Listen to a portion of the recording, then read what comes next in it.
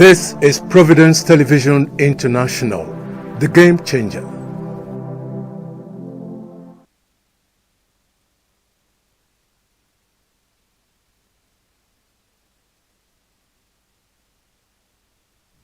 Good day and welcome to the maiden edition of the program Unsung Heroes on Providence Television International. My name is Ugbebo Ikekwa. Yes, I know you'll be wondering, although the name of the program is quite explanatory, self-explanatory, Unsung Heroes.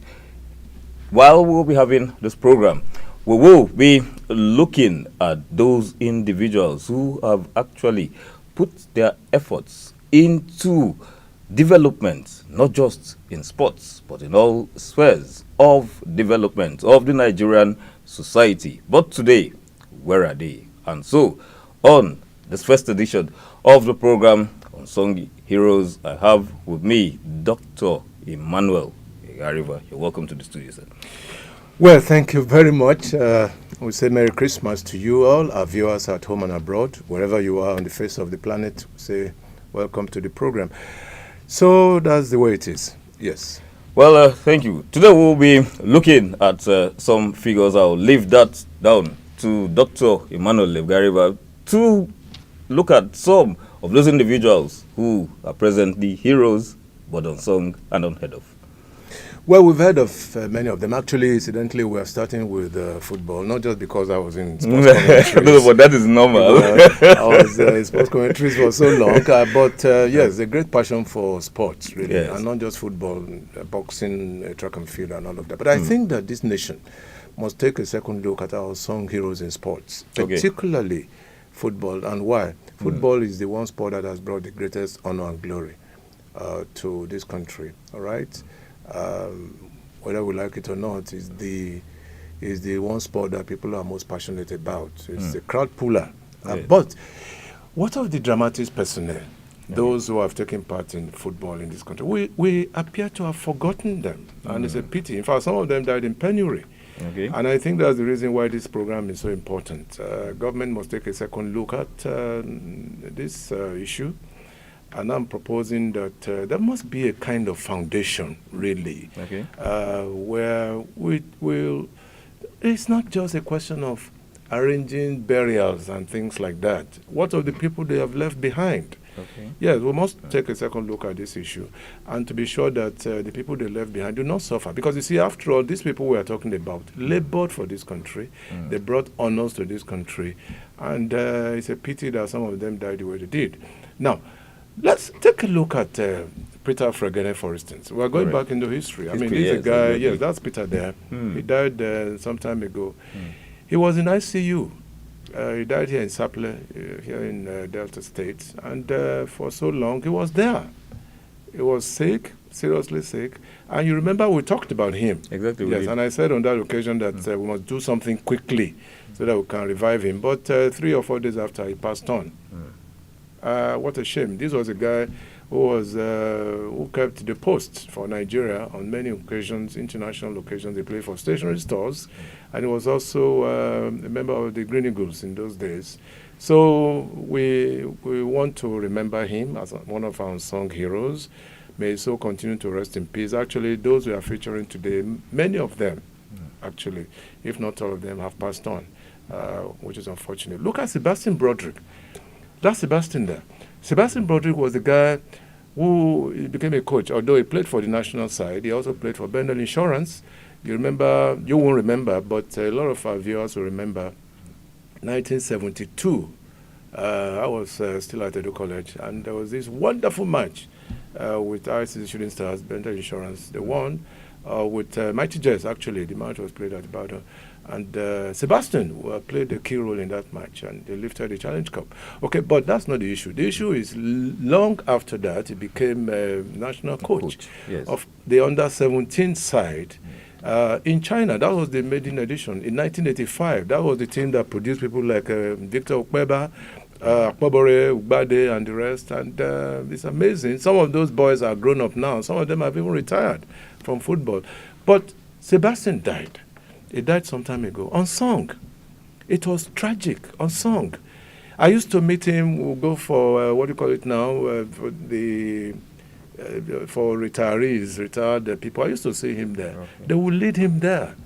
He was almost blind. Sebastian, a great player for Bender Insurance for the national side. And he also coached. His name will remain in the history of football in the world, as having led the under-17 successfully to the maiden edition and the maiden victory for this country. But that's the story of Sebastian today. And we must also remember Thompson Osia. Thompson also played as a young man. He died in the U.S. The greatest center forward that Nigeria has ever produced. Nobody can rank Thompson Osia. Of course, again, he played for the national side. He also played for Bendel Insurance.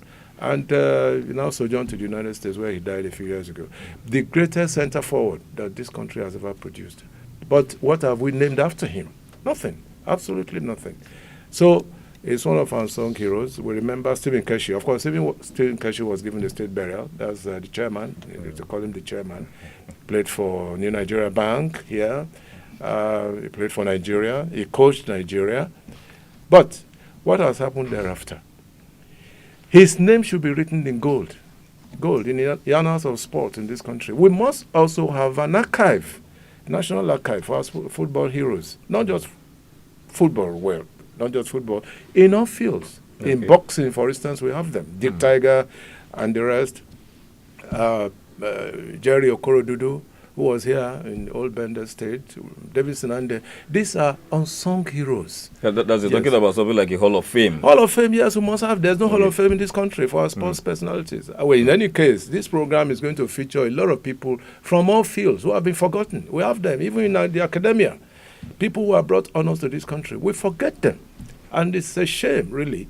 So we move on. Muda Lawal, that's Muda. Fine young man. He played for Shooting Stars. He also played for Nigeria, but he's gone. An Ibadan boy, really. But today, who is talking about Muda Lawal? Nobody. And yet, these are people who labored for this country. They were just proud and happy to wear the green, white, green colors. They were not after money. Really, they were not, because I followed their accolades. I followed their proceedings when I was active in sports commentaries in those days. But that's Muda Lawal for you. Haruna Ilerika, great man. He played for stationery stores. Where is Haruna's memory today? Gone. Many of young people who were born about 30, 40 years ago will not remember Haruna Ilerika, but we do because we belong to that generation. But he's gone. Where is any monument that's named after Haruna Ilerika? One of the finest footballers that Nigeria has produced. Samuel Okoraji. Yes, the man with the braids. Yes, that's him. He died on the field of play back in 1989. Incidentally, I will always remember this because he died the same year that my father passed on. Yes, it's very symbolic. I will always remember Samuel, who brought some very wonderful finesse, and charisma into Nigerian football. He played for the Eagles, of course, but where is his memory today? But I understand there's a statue somewhere in Lagos. That's not enough. That's not enough. We must make their memory, their participation in sports to dance on the stage of their memory. That's what I'm saying. After Okoraji, we have Thompson Oliha.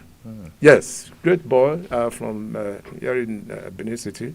Played for Bendel Insurance. He also played for the national side, the Eagles. Where is his memory? Gone. Possibly gone for good. I'm bringing this on so that people can know that in this country we have had our heroes. Yes, we've had our heroes in large numbers. But in the spirit of Christmas, I think, in the spirit of this Yuletide season, I think our government should do something for their families. They should remember their families at this point in time. Let our government, we all know the states where they come from. For instance, Thompson Oliha is from Edo State. The state government should do something for the family of Thompson Oliha because he raised the banner of the state and country in very many dimensions. Rashidi Yakini, of course, we know him. Yes, great star. He scored the first goal for Nigeria in the World Cup. Yes, he did. Played for Shooting Stars, played for Nigeria. Rashidi died unsung. Unsung. That is a tragedy. Rashidi Yakini, the name rang bells in this country, but where are the monuments in his stead? No, none. That's Rashidi for you. You remember, we couldn't capture that when he scored the first World Cup. He went into the net and shook it vigorously. Yes. Yeah, the same Yakini that we are talking about. And of course, Uche Okafor, young man, played for Rangers International, and he also passed on. So we are looking at all these people in a great configuration. You will notice that I have not singled them out one by one. It's a collective thing now. But later on, subsequent programs, we'll be picking people one by one. Some of them may still be alive, unsung. Yes, I talked with Josie Dombraye some time ago, I think a couple of years ago. Josie Dombraye, one of the greatest players that this country has produced. He played for Sharks. He also played for Bendel Insurance. He played for Nigeria. A left winger. I mean, that was the guy who could keep the ball on the touchline for as many meters as possible, and you couldn't take it from him. Yes, Josie Dombraye, I think it's from Delta, Brutu, somewhere. So, but I spoke to him on phone. I was lively. One of these days we'll bring him onto this station so that, yes, we can get to know that he's still very much alive. All right. So that's the way it is. All right. Then let us look at this issue now of like these unsung heroes that we've talked about, especially as regards sports. Yes. Do you think that is why there's been a decline in active participation in sports? We see most of our athletes going out of the country. They have to go because we don't encourage our athletes. We don't in this country. I mean, I said it before on one of our programs that when you go for the Olympics, you will find names, Nigerian names, playing, representing other countries. Yes. As far as Russia.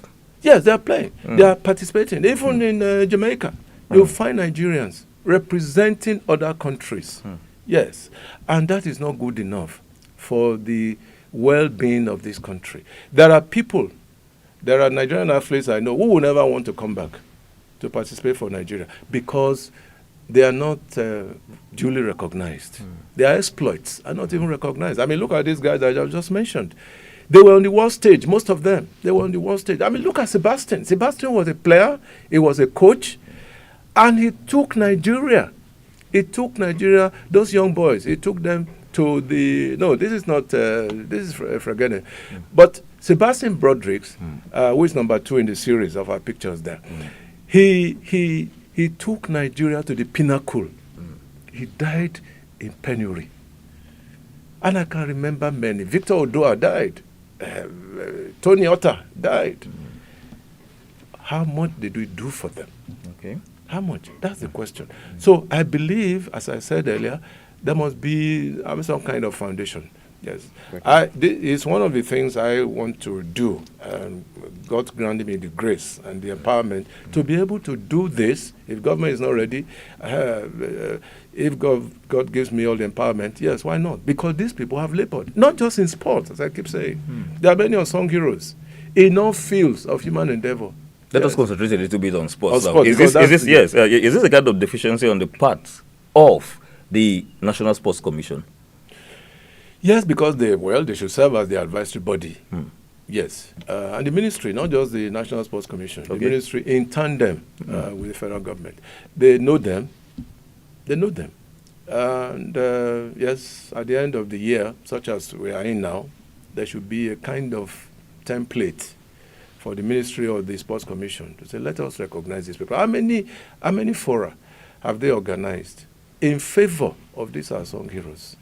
Okay? There are people who have served this country. There's no way I'm not going to digress. There are people who have served this country in public service. Yeah. They have long been forgotten. I should not mention names now. In public service, even in the military, there are many people who have served this country very fervently. We forget them. January 15, it's our, what do you call it now? Remembrance. Armed Forces Remembrance Day. What is the value that we add to that? What's the value that we add to that? People fought the Civil War successfully. Some of them are still alive. Generals, they fought the Civil War, but they have been forgotten. Adekunle died the other day. Yes, the Black Scorpion, Benjamin Adekunle, he died unsung.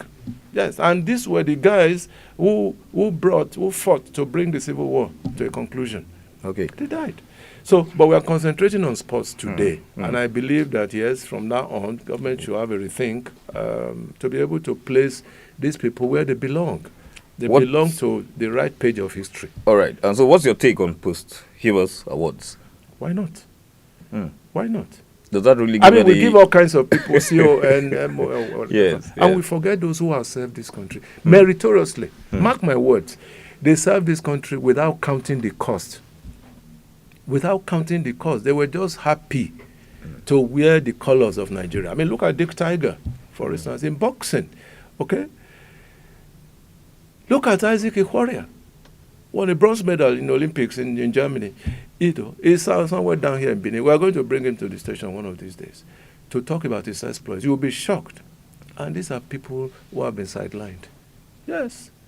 Jerry Okorodudu was even amputated before he died. Jerry Okorodudu, a great boxer, he was amputated before he died. Why must we? It is when they pass on that will now begin to organize. That's why I brought about the issue of posthumous awards and all that. But not just that. Posthumous is, by the way, we must also take care of their families. We must take care of the families they left behind. That is my take. I mean, and obviously some of them, because they were not attaching, they didn't attach too much emphasis on money, acquisition of money. Their family was somewhere. They were somewhere. There was no cohesion because possibly they didn't have all the money to do the necessary things. But so I think that Nigeria must look after their families they left behind so that they can remember that the efforts and the labors of their father did not die in vain. All right. Yes. You've been mentioning the government, and the government. Should this be left for the government alone? It shouldn't. I'm coming to that now. It shouldn't. Government should work in partnership with the organized private sector. As a matter of fact, I also suggested some time ago that all the major companies in this country should have maybe about 1% of their annual earnings plowed into such a project in tandem with the federal government. I mean, there could be a partnership, and that is true. I don't want to mention if there are companies in this country, even foreign companies who are based here, just 1 or 2% of their earnings, let us plow it into the Sports Foundation to take care of our heroes. Okay?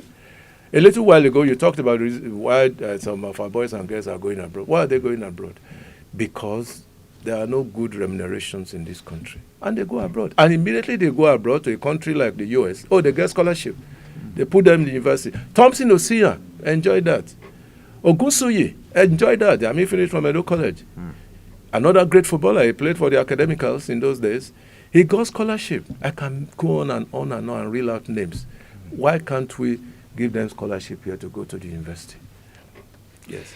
Well, on this note, because we could go on and on and on, I want us to finally just a little talk on foundations. When you're talking about foundations, must it be monetary or in such ways like medical assistance? It doesn't have to be monetary, financial in nature. It is important. Money is key because it is money you use to look after the families they left behind. What about taking care of such things like medical bills? Of course, it's part of it. It's part of it. Thank God that people like former Governor Fashola did a lot. Again, because he was a footballer. He played football. Yes. And he could see the plight of our footballers. He could synergize with them. And he was the one that looked after Boegbe here. Yes. When we could not even do anything about him in his own home state. But Fashola did. He moved him out from the precipice and gave him life. Yes, he did that. And so we must have, don't forget, I must mention this. And it takes me back to the era of Abacha. When Abacha was the head of state of the junta in 1996, he spent millions and millions and millions to launder his image or the image of that administration. But guess what? Kashi and the rest, or Kano and the rest, they went to Atlanta because I was there in the United States. In 1996, they won the football gold medal in Atlanta. And suddenly, Nigeria went on the center stage around the world. People in fact in the stadium was like, where is this? Where is Nigeria? They were trying to find a Nigeria in Africa. So they didn't spend much. What I'm driving at is this. Nigeria can plow a lot of money into sports. First of all, the big advantage is that it's a unifying factor. Let me give you a typical example. If you have a match in Benin today between Nigeria and Ghana, people will come. Hausa will be there, Fulani will be there, Yoruba will be there, Igbo will be there. They will sit side by side. When Nigeria is losing, they are sad. But let Nigeria win. You see all of them embrace. They forget about ethnicity and religion. It's a unifying factor. We must get that into the system. Secondly, it is something that can bring monetary values to this country. Monetary values to this country. You can imagine what it is for our young people to win laurels. Endorsements alone will make them millionaires overnight. Just endorsement. I mean, look at, in tennis, for instance, you haven't looked at Odizo, the Duke. He almost got into the quarterfinals of Wimbledon many years ago, and that just shot him up to international glory. And I can go on and reel out names. So that's another value. The other value that sports can add is the idea of, national glory for the country, not just for the individuals. I just mentioned the case of Atlanta. Yes, what Kano and the rest did at the Olympics. Yes. Why do you think that the United States, China, Russia, they sink millions and millions of dollars into sports? But in this country, we sink money into sport, there are no results. Look at the last World Cup we had. Look at the World. Nothing to write home about it, because we always put square pegs in round holes. Square pegs in round holes. And sports administration is science. Yeah, you don't just put anybody. No, you don't. You don't just put anybody, oh no, this is from my ethnic enclave, so it must be there. No, sports is not like that. You remember, people said it many times, there should be no quota system in football, in the choice of your players, particularly for the World Cup. If you have your 11 players on the field, if 9 of them are from the Igbo-speaking area, put them to do your country proud. But they will not bring ethnicity and all sort of things. Oh, you must have some coming from the southwest, some coming from, and that doesn't get you anywhere.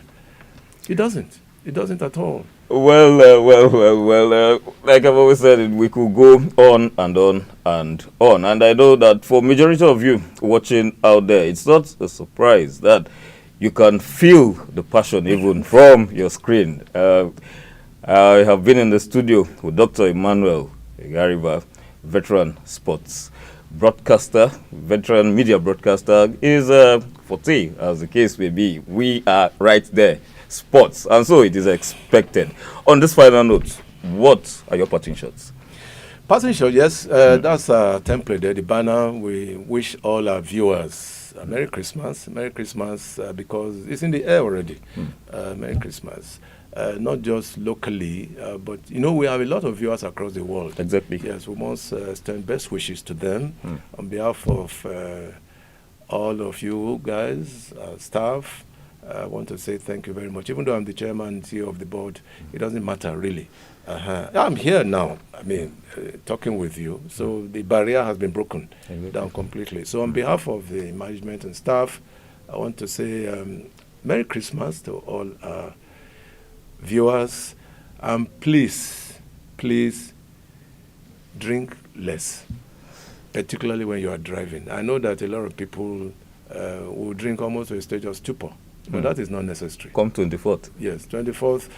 Some will, they will go to church on Christmas Eve, and from there they go to beer parlor. That is the irony of this country. Even on New Year's Day, Nigerians are very funny people. On New Year's Day, that's the only day they will go to church. From a bar. Yes, they will go to church. Oh, it's 12 midnight. Thank God we have moved into a new year. From there, they go to a beer parlor and drink to stupor. Yes. So, but that's part of life, the sunny side of life. So we must talk about it. Thank you very much. All right. Thank you so much. Well, this is Providence Television International, the game changer. This is actually the maiden edition of Unsung Heroes. I'm going to have a discussion with my boss. We are the only station in Nigeria. Check, go round. That are giving kudos presently, that have a program for Unsung Heroes. I know so many people are going to take you, and that's why we are the game changer. On this note, I want to say thanks for watching. Please stay tuned.